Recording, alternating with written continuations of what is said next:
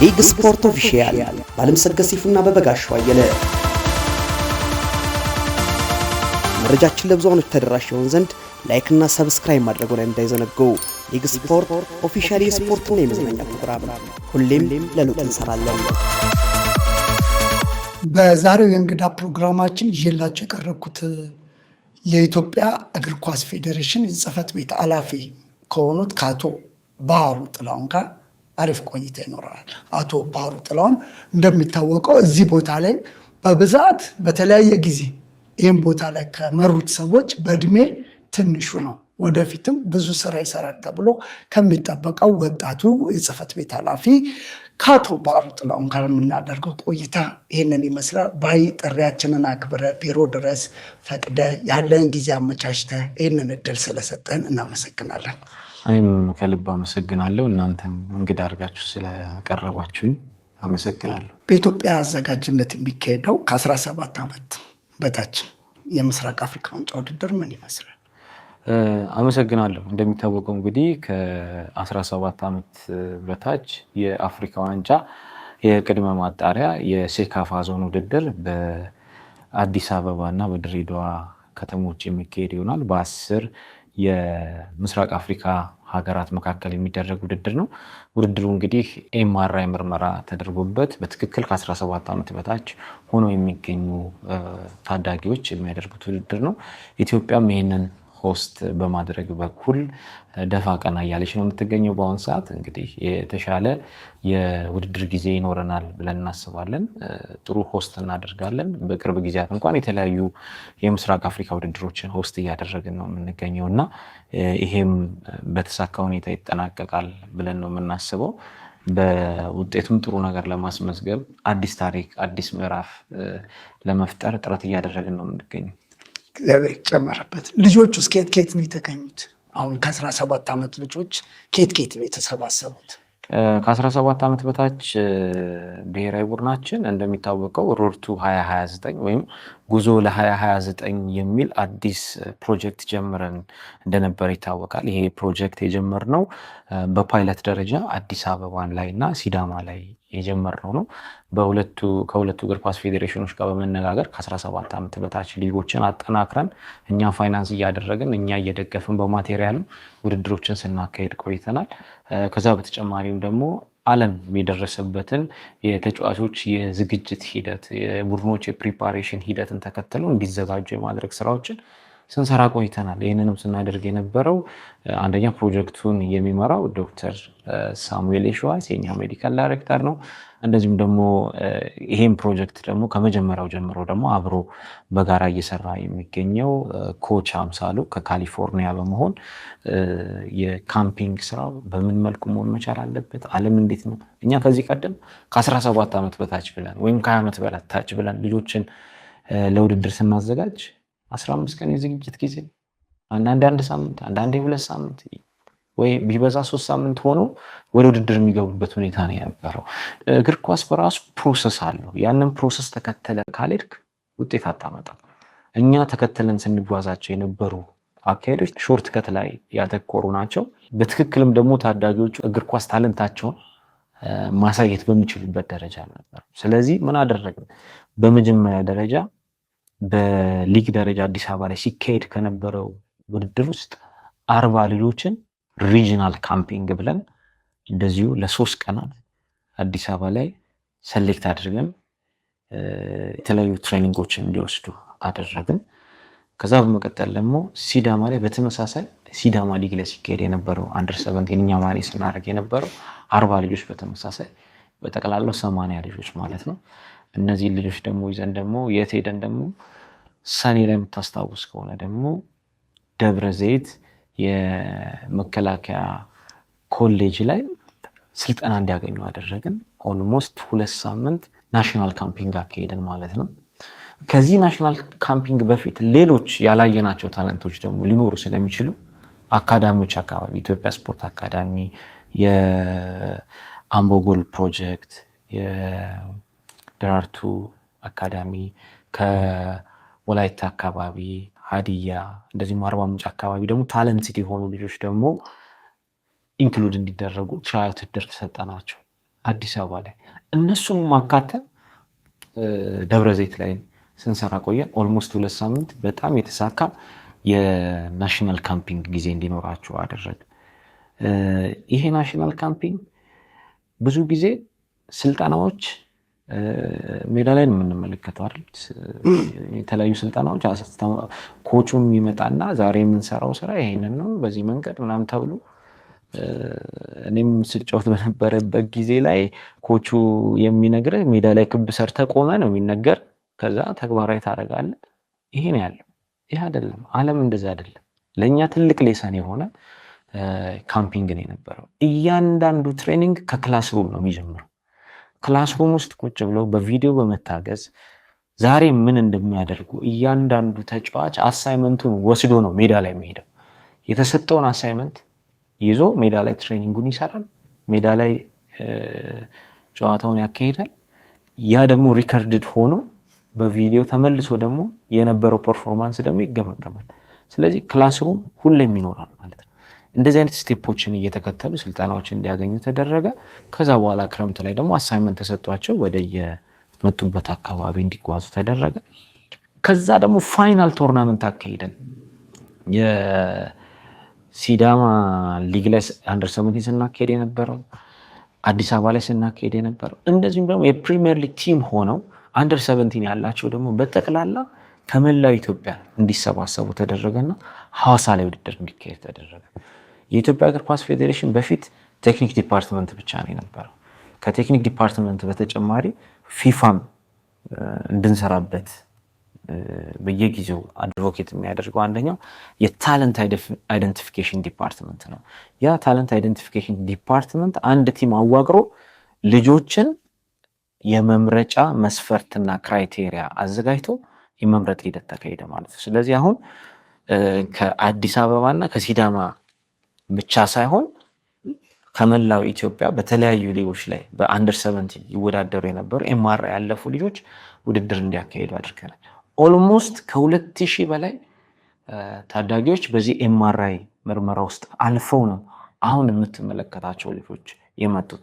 ስለዚህ ሮድ ቱ 2029 ብለን በጀመር ነው በዚህ ፕሮጀክት ላይ መጀመሪያ የሰበሰብናቸው አሉ። እነሱን ብቻ ነው ምናምን አላለም። ተጨማሪ ልጆችን ወስደን ይሄ ውድድር ከመዘጋጀቱ በፊት 85 ልጆችን ደግሞ እንደገና መርጠን ከ85 ልጆች ቁጥሩ ወደ 38 አድርሰን ከ38 አሁን ፋይናል 25 ልጆችን ይዘን ወደ ዝግጅት ገብተን ጥሩ ስራዎች እየተሰሩ ነው የሚገኙት። ሆፕፉሊ የሆነ ታሪክ መስራት እንችላለን ብዬ አስባለሁ። ይጨመርበት እንደውም ታስታውስ እንደሆነ እንደዚህ አይነት ውድድር ሀገራት ላይ ሲካሄድ 2 ቡድኖች እንዲካፈሉ ሀና ለብል የምታካፍለው ነገር አለ። እዚህስ አሁን ከ17 ዓመት በታችሁ ላይ አዲስ አበባና ድሬዳዋ ላይ የመካፈል ነገር አለ። 2 ቡድን አድርጋችሁ ሀና ለብል የምታስገባ ከሆነ አድቫንቴጅ ለሆነ ቲም ትሰጣለህ። ምክንያቱም ይሄ ለአፍሪካ ዋንጫ ለማለፍ ነው። አጭር ጊዜ እቅዳችን ለአፍሪካ ዋንጫ ማለፍ ነው። ያንን ለማሳካት ነው እየሰራን ያለ ነው እና እንደዚህ አይነት አድቫንቴጅ አይሰጡን። በጣም ወርቅ የሆኑ ብቃታቸው ጥሩ የሆኑ ልጆች እኮ ወደ ቤት የተመለሱ ልጆች አሉ። ሳይችሉ ቀርተው ሳይሆን በአንጻራዊነት እነዚህኞቹ የተሻሉ ስለሆኑ ስለቀሩ እንጂ ሁለትም አድል ቢኖረን ኖሮ 2 ቲም ሰርተን እንወዳደር ነበር። ያ ስለማይቻል ከ17 ዓመት በታች አሁን አሰልጣኙ ከውጭ ነው የመጣው ይባላል። ያ አሰልጣኝ በእርዳታ ነው የመጣው። ቤንጃሚን ዜመር ይባላል። ይሄ አሰልጣኝ አሜሪካዊ ነው። ካሊፎርኒያ ነው የሚኖረው። የኖርካል ፕሪሚየር ወይም የኖርዝ ካሊፎርኒያ እግር ኳስ ፌዴሬሽን ፕሬዚዳንት ነው። በተጫዋችነት ዘመኑ በተለያዩ ሀገራት እግር ኳስን መጫወት የቻለ ነው። በተለይ በጀርመን የተለያዩ ሊጎች ላይ ተጫዋች ነበር። ከዛ በመቀጠል ደግሞ ወደ ኮቺንጉም ከመጣ በኋላ በአሜሪካ ከ20 ዓመት በታች ብሔራዊ ቡድን ምክትል አሰልጣኝ ሆኖ መስራት የቻለ ነው። አሁንም በራሱ ካሊፎርኒያ ላይ የሚያሰልጥናቸው ልጆች አሉ። ይህም ፕሮጀክት በተመለከተበት ጊዜ ሞር ኢንስፓየርድ የመሆን ኮች አምሳሉ ከካሊፎርኒያ ያገዘን ነው ብለናል እና ኮች አምሳሉ በየጊዜው የሚሰራውን ስራ እየተመለከተ ይህን ፕሮጀክት ማገዝ ይፈልጋል፣ እንዲሁም ልጆቹን ማየት ይፈልጋሉ ብሎ ወደ ኢትዮጵያ መጣ። ኢትዮጵያ ሲመጣ የልጆቹ ፐርፎርማንስ በጣም የሚገርም ነው። እሱም የሚሰጣቸው ስልጠናዎችን ልጆቹ መቀበል ላይ የተሻለ ነበሩ። አብሮን የሚሰራበትን ሁኔታ ጥያቄ ያቀረብን ምንም ችግር የለውም፣ እኔ ምንም አይነት ክፍያም አልጠይቅም፣ ከእናንተ ጋር አብሬ መስራት እፈልጋለሁ፣ ይሄ ፕሮጀክት ትልቅ ደረጃ እንደሚደርስ እርግጠኛ ነኝ። እነዚህ ልጆች ደግሞ አሁን ባላቸው ፐርፎርማንስ በትልቅ ሌቭል መጫወት የሚችሉ ልጆች ናቸውና ከወዲሁ ራሱ ያሳሳሉ፣ አብሬ መስራት እፈልጋለሁ የሚል ትልቅ ኢንስፓይሬሽን በውስጡ ነበር። እኛም ያንን ጥያቄያችንን ለእሱ አቀረብን። ከዛም ከኖርካል ፕሪሚየር ጋር በጋራ ተነጋገር። እሱ ለኢትዮጵያ እግር ኳስ ፌዴሬሽን ለመስራት ቃል በገባው መሰረት ኮች አድርገ ነው እየሰራ ነው የሚገኘው። ይሄ ፍላጎት ነው፣ የተለየ ክፍያም አንከፍሎ ሊያግዘን ሊደግፈን የመጣ አሰልጣኝ ነው። ያም ቢባል ግን የራሳችን አግሪመንት ይዘን ወደ ስራ እንዲገባ አድርገን ነው። አሁን 29 አፍሪካ ዋንጫ ማዘጋጀታችን እርግጥ ከሆነ ይህንን ቡድን ለማጠናከርስ አሁን ከታዳጊዎች ጀምሮ እየተሰራ ነው። ሌላ የታሰበ ነገር አለ? አዎ 2029 በክቡር ጠቅላይ ሚኒስትር ዶክተር አብይ አህመድ አማካኝነት ጥያቄው ቀርቦ እኛም እንደ ኢትዮጵያ እግር ኳስ ፌዴሬሽን ኢንትረስታችንን አሳውቀናል ለሚመለከተው አካል። ይህንን 2029ን ፖስት በማድረግ ረገድ ለካፍ አሳውቀናል። ሆፕፉሊ ይሳካል ብለን እናስባለን። ማዘጋጀቱን ደግሞ ስናስብ ደግሞ አሸናፊ ትውልድ ደግሞ ያስፈልገናል። አሸናፊ ብሔራዊ ቡድን ያስፈልገናል። ለዛ ሊረዳን የሚችል በአጭር ጊዜ ከ17 ዓመት በታች ብለን የጀመርነው ይሄ ጉዞ ለ2029 ፕሮጀክትን ስኬታማ ማድረግ፣ ልጆቹ የአሸናፊ ሜንታሊቲ እየዳበሩ እንዲሄዱ ማድረግ፣ ከተቻለ ለአፍሪካ ዋንጫ ለዓለም ዋንጫ መግባት የሚችሉበትን ሁኔታዎች ማመቻቸት ነው። ሁለተኛው ደግሞ የትውልድ ኢትዮጵያውያን ለኢትዮጵያ ብሔራዊ ቡድን መጫወት የሚችሉበትን እድሎችና ሁኔታዎችን ማመቻቸት። በመንግስት በኩል አስፈላጊውን ጋራንቲ ደብዳቤ አግኝተናል። በዚህ ረገድ በቢጫ ካርዱ ሪፕሬዘንት አድርገው መጫወት የሚችሉበትን ሁኔታ፣ ይህንን ደግሞ ለፊፋ አሳውቀን ከፊፋ ጋር ደግሞ የተለያዩ ስራዎችን እየሰራ ነው። አንድ ሎው ፈርም አለ። ያ ሎው ፈርም ጉዳዩን እየተከታተለልን ይገኛል። ስለዚህ በተሻለ የስልጠና መንገድ ላይ ወይም ደግሞ ኤክስፖዠር ላይ የነበሩ ለኢትዮጵያ መጫወትን ፍላጎት ያደረጉ በርካታ ትውልድ ኢትዮጵያውያን በተለያዩ ዓለማችን ክፍሎች ይገኛሉ። እነዚህ ልጆች ለኢትዮጵያ ብሔራዊ ቡድን መጫወት ቢችሉ ውጤታማ መሆን እንችላለን ብለን እናስባለን። ስለዚህ ይሄኛውንም ጎን ለጎን እያስኬድን ነው የምንገኘው ማለት ነው። ስለዚህ ሁለት ነገሮችን አቅደን ሁለቱን ይዘን እየሄድን ነው። ሶስተኛው ደግሞ ያለን የሀገራችንን ሊግ በተሻለ መልኩ ኮምፒተንት እንዲሆን የማድረግ ስራዎችን መስራት ነው። ስለዚህ እነዚህን ሶስት ዓላማዎችን ይዘን የተጓዝን ነው። ሆፕፉሊ ጥሩ ነገሮች ይገኙበታል የሚል እምነት አለ። አጋጣሚ ሆኖ እንደዚህ ከትውልድ ኢትዮጵያ የሆኑ ብዙ መልእክቶች ቪዲዮ ሁሉ ለኛ ደርሶናል። እና ለኢትዮጵያ መጫወት እንፈልጋለን ከተመቻቸ እንግዲህ ኢትዮጵያም የተሻሉ ተጫዋቾችን የምታይበት ጊዜ ሩቅ አይሆንም ብለን እንገምታለን። ስቴዲየም ዙሪያ ያሉ ሱቆችን የሚያስተዳድረው ማን ነው? ከየትኛው ርዕስ ወዴት? ይሄ አሪፍ አድርገህ ነው የጨረስካት። እንደው ስቴዲየም ዙሪያ ለምን መሰለህ አሁን የአፍሪካን ዋንጫ ካሜሮን የማየት እድሉ ነበረን። እዛ ጋር ስቴዲየም ትገባለህ፣ መለማመጃው ቦታ እዛ ጋር አለ ምናምን፣ በጣም ያምራል በእውነት። ለሀገር የተመኘኋት ስቴዲየም ነች። እንደዚህ መለማመጃው ቦታዎች አሁን በፊት ስቴዲየም ጋር ትንሿ ሜዳ አለች። እንደፈለገ ቢሆን ከጋሽ ታዴ ልጆች ጀምሮ በጣም ብዙ ታዳጊዎች ያፈራ ሜዳ ነው። ስቴዲየም ዙሪያ የሚያስተዳድረው ማን ነው ያልኩበት መነሻዬ እንደው ስቴዲየሙ እዚህ ጋር ከሆነ ትንሿ ሜዳ እዚህ ጋር ምን ታስበዋለህ ማለት ነው። ኖርማሊ የአዲስ አበባ ስቴዲየምን የሚያስተዳድረው የባህልና ስፖርት ሚኒስቴር ነው የሚያስተዳድረው። ከዚህ ቀደም የኢትዮጵያ እግር ኳስ ፌዴሬሽን እና አትሌቲክስ ፌዴሬሽን፣ ኢትዮጵያ እግር ኳስ ፌዴሬሽን ስቴዲየሙ፣ የአትሌቲክስ ፌዴሬሽን ደግሞ ትራኩን እንዲያስተዳድሩ ተደርጎ ይሰራ ነበር ከዚህ ቀደም።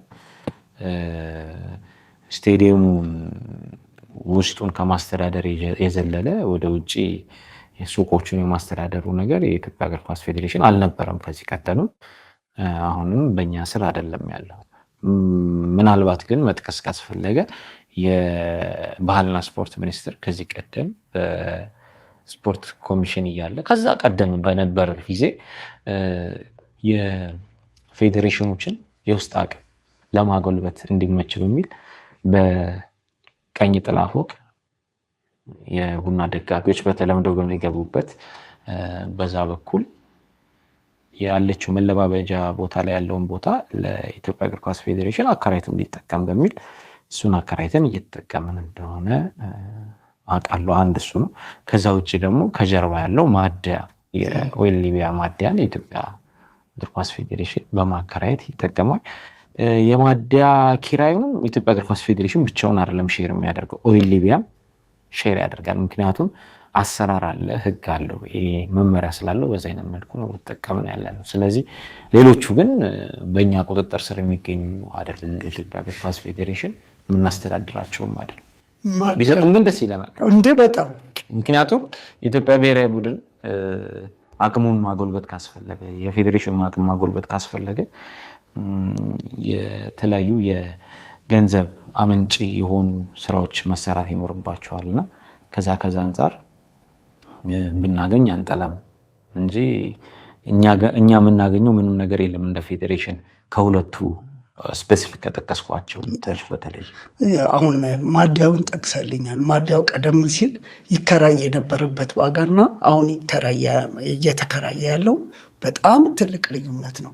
ይህም የመጣው አሁን በአጠቃላይ በስራ አስፈጻሚ በአንተም በሁላችሁም ርብርብ መሆኑ ይታወቃል። ግን አንዳንዱ የማዲያው ጨረታ ልክ አልነበረም ይላል። የኢትዮጵያ እግር ኳስ ፌዴሬሽን ያው አቅሙን ለማጎልበት አንዱ ማዲያውን ነው የሚጠቀመውና ከዚህ ቀደም በነበረው ጊዜ ያ ማዲያ 49,000 ብር ነበር የሚከራየው። እንግዲህ ከተማችን ላይ አንዲት ትንሽዬ ሱቅ እንኳን ስንት ነው የምትከራየው? በዚህ ሰዓት 49,000 ብር ነበር የሚከራየው። በወቅቱ የነበረው አካል ሁሉን ጨርሶ ሲወጣ እንደ ኢትዮጵያ እግር ኳስ ፌዴሬሽን ጨረታ ወጣን። በሪፖርተር ጋዜጣ ግልጽ ጨረታ ወጣን። በዛ መሰረት ተጫራቾች መጡ፣ ተጫረተ። በዚህ ሂደት 400,000 ያቀረባለ። ከ49,400,000 ለኛ ትልቅ ነገር እውነት ለምን 500,000 ያቀረባለ። 400,000 500,000 ነው በብዛት። ከዛ በተጨማሪ ደግሞ 720,000 አካባቢ ያቀረበ ሌላ ሰው ነበር። ይሄን ስትመለከት አይናችንን በቃ ጨፍንን ተወለለ 720,000 መስጠት ነው የሚያዋጣ። ነገር ግን አንድ ነገር አሰብኩ። ክቡር ፕሬዝዳንትንም አማከርኩ። በዚህ አጋጣሚ ክቡር ፕሬዝዳንትንም አመሰግናለሁ። በእያንዳንዱ ሂደት ላይ እያንዳንዱን ስራ በግልጽነት ከሳቸው ጋር እየተመካከር ለሳቸው ግልጽ እያደረኩኝ ነው የምሰራውና የስራ ነፃነቱንም በዛው ልክ ነው እሳቸው የሰጡ። ከዛ ይሄ ነገር ሪስክ የለውም። ይሄ ጨረታ ውድቅ የሚታረገው ከሆነ ከዚህ በላይ ማግኘት ይቻላል። አዎ ይሄን ጨረታ ውድቅ ብናደርገው የተሻለ ማግኘት ይቻላል የሚል እሳቤ አለኝ የሚል ሀሳብ አነሳው። ኦኬ ተባለ። ማኔጅመንት ቲምን አዋቀርኩ። ማኔጅመንት ቲም ባለበት ግልጽ ጨረታ ወጣ።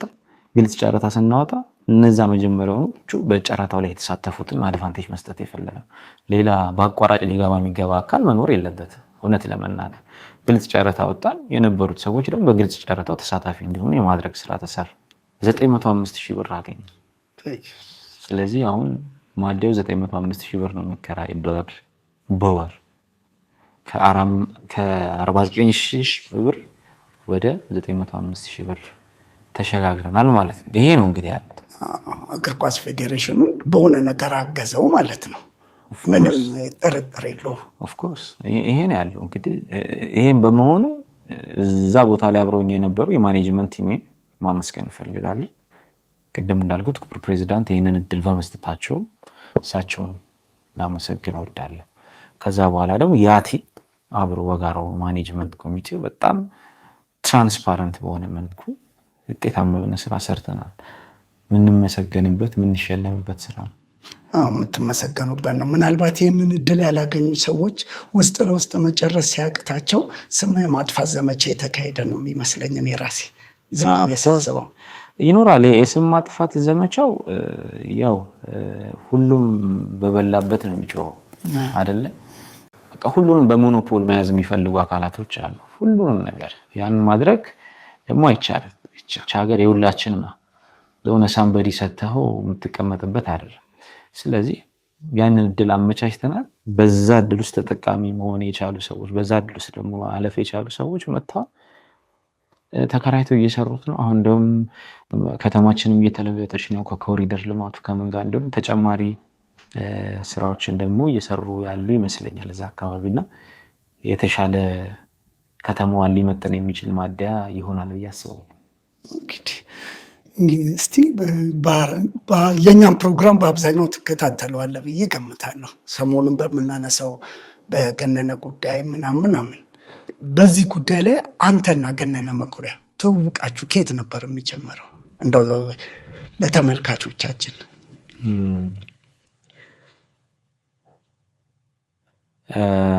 ነፍሱን ይማረውና ከገነነ መኩሪያ ጋር ትውውቃችን ብስራት ኤፍኤም 101.1 ነው። እኔ ቀደም ብዬ ብስራት ኤፍኤም ሰራ ነበር ከመሰለ ጋር እግር ኳስን በሬዲዮ ተመልካቹ አብረን በጋራ እንሰራ ነበረ። ከዛ ልክ ጣቢያው እንደተከፈተ መሴ ሪዞርት የሚል ፕሮግራም ተጀመረ። መሴ ሪዞርት ፕሮግራም መሰለ መንግስቱ ነፍሱ የሚማረውና ጋዜጠኛ ገነነ መኩሪያ፣ ኤልሳ ሰፋ እንዲሁም ምን ሆነን ፕሮግራሙን መስራት ጀመር ነው። እንደውም እዛ ፕሮግራም ላይ በላቸው የሚባል ሌላም ጋዜጠኛ ነበረ። ከዛ በኋላ አልቀጠለም እንጂ በዚህ ሂደት አብረን በጋራ መስራት ያኔ ነው ትውውቃችን በደንብ የሚጀምረው ማለት ነው። ከዛ በኋላ እንግዲህ በጣም አታችድ ነበር በብዙ ነገር። ከብስራት ኤፍኤም ከሚገኝበት ሳር ቤት እስከ ፍልውሃ አብረን በእግር ነው የምንሄደው ሁሌ ማለት ወክ እያደረግን ነበር የምንሄደውና የተለያዩ ሀሳቦችን እናነሳለን፣ እንከራከራለን፣ ምን እንላለን። በጣም እኔ እድለኛ ነኝ ከሱ ጋር አብሬ በመስራት አይደለም አብሬ እሱ አጠገብ ራሱ በመቀመጥ። እውነት ለመናገር ታላቅ ሰው ነው። ያን እድል አግኝቻለሁ። እውነት ለመናገር የማያውቀው ነገር የለም። ኦል ራውንድድ የሆነ ኖሌጅ ነው ያለው። የማስታወስ ችሎታው፣ እያንዳንዱ ብቃቱ ላይብረሪ ነው የሚባለው ለቅጽል ስሙ። ከዛም ያለፈ ደግሞ ፈላስፋ ነው ለኔ ያስባል። ምክንያቱም ብዙ ነገሮች ከኮቺንጉም ከምኑም ጋር በተያያዘ የምንከራከርባቸው በየጊዜው እያነሳናቸው የምንሄዳቸው ነገሮች ነበሩና እንግዲህ በጣም መልካም ጊዜ ነው ያሳለፍነው። ከዛም በኋላ ከመጣውም በኋላ በብዙ ነገሮች እንደጋገፍ ነበር። ያው እዚህ ከመጣው በኋላ ብዙም እንደነበረው እንደበፊቱ በየጊዜው መገናኘት ባይቻልም አልፎ አልፎ ግን መደወሉ ምኑ ነበረ።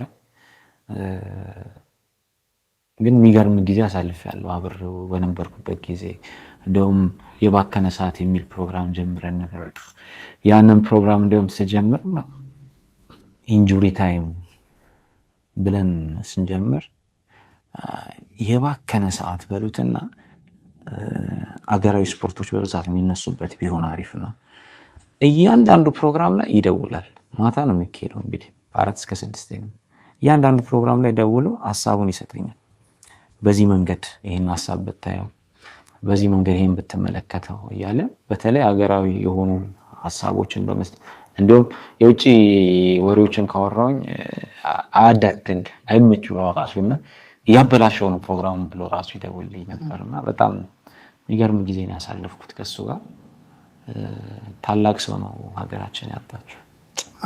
የገነነን እልፈት እንዴት ነበር ይሰማው? እንደው የሚገርም ወደ ቢሮ ልመጣ ጠዋት ተነስቼ የተዘጋጀው እያለ አንድ ስልክ ተደወለ። ኢቨን እስካሁን ማስታወስ አልችልም ማን እንደሆነ። ተደወለና ከቤተሰብ አካባቢ እንደሆነ ነገረኝ። እንደዚህ ገነነ መኩሪያ አርፏል እና አሁን የደወልኩልህ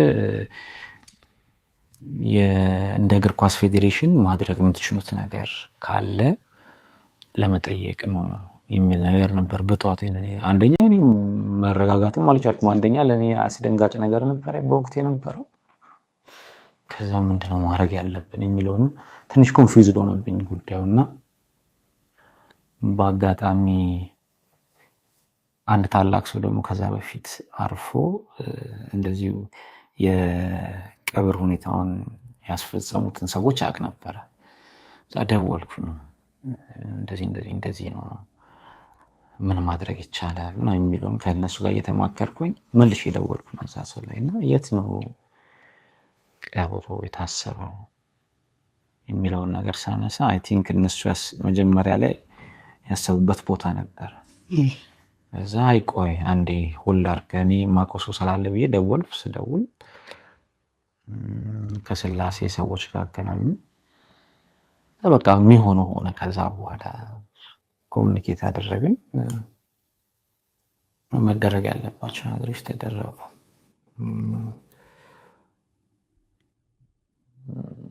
አንዳንዴ ማጠብቃቸው ነገሮች ይሆናሉ ምክንያቱም እኔ የነነን ሳቀው በጣም ረጃጅም ጉዞ የሚያደርግ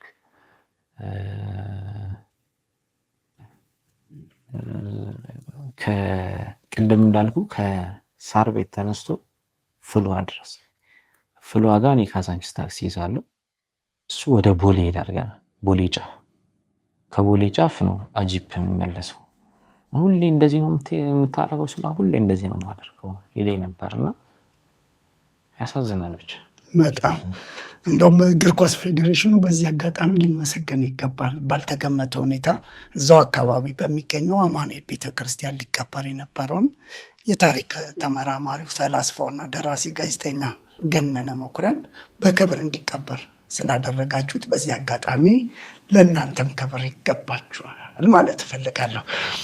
አሁን ደግሞ እስቲ ወደ አሁን ብዙ ስታዲየሞች ተሰርተዋል ለ29 ተብሎ እነዛ ስታዲየሞች ግን ሁሉ በሁለት ቁልፍ በሶስት ቁልፍ የተቆለፉ ናቸው እና አካባቢው ላይ ያሉት ወጣቶች ታዳጊዎችስ የት ሄደው ይጫወቱ ሜዳዎችንስ በተመለከተ በአንተ እይታ ምን ትላለህ?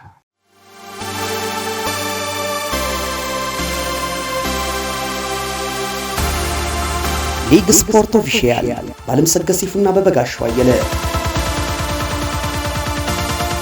መረጃችን ለብዙዎች ተደራሽ ይሆን ዘንድ ላይክ እና ሰብስክራይብ ማድረጉን እንዳይዘነጉ። ሊግ ስፖርት ኦፊሻል የስፖርትና የመዝናኛ ፕሮግራም ሁሌም ለለውጥ እንሰራለን።